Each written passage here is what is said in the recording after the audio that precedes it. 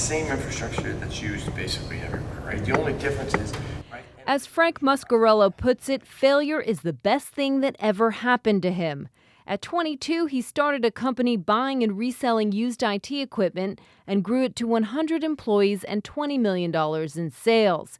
He specialized in retail cash registers, snapping up businesses and inventory until 2008, when the financial crisis hit and the company was short on cash and long on inventory. The company went bankrupt in 2009. Once you regain that confidence, you've got to get back out there. I knew there was a big idea. His big idea: focus on the same field without the risk of owning the inventory. In April 2012, Muscarello founded MarkITx, an exchange for IT hardware in the backyard of some of the world's biggest exchanges. IT hardware is a commodity, so why not trade it like one? We're connecting large companies that are moving out of one environment like a Chase with another company like the city of Chicago that wants to buy the same infrastructure, and connecting the two. MarkITx guarantees all of the trades of equipment, working through intermediaries to inspect and refurbish the hardware. Many companies upgrading their systems typically just want to unload the old ones and aren't as concerned about maximizing its resale value.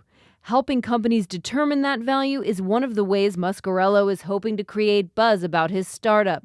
The exchange started with $9 million in inventory in December and now has $80 million. You could stay there only because you're working on it anyway. MarkITx makes money by taking a 20% cut for clearing the trades. The company also charges a membership fee, much like how a member purchases a seat at the CME for the right to trade. Those memberships run from $1,000 to $5,000 a month, depending upon how much equipment you want to trade. Membership is the piece that's probably growing the quickest because a lot of our clientele on the intermediary basis really want access to liquidity and other enterprises that are there that they couldn't otherwise get to. One of the company's investors, commercial real estate executive Jack Keenan. Companies move out and they leave a lot of stuff behind, and everybody always asks that question, where's this stuff going? And so, for me, it was a question I always asked. Nobody ever had an answer for that. And he did have an answer for it, and he's trying to get in there and completely disrupt that industry. How's the new office? Yeah, good. When he launched, Muscarello chose to operate out of Incubator 1871, which connected him with co-founder Ben Blair and helped him secure funding, most recently $2.2 million on top of $1.1 million raised at the end of last year. Last month, MarkITx moved out of 1871 into a temporary space until their new offices are finished this fall. This is the new space. So tell me about it.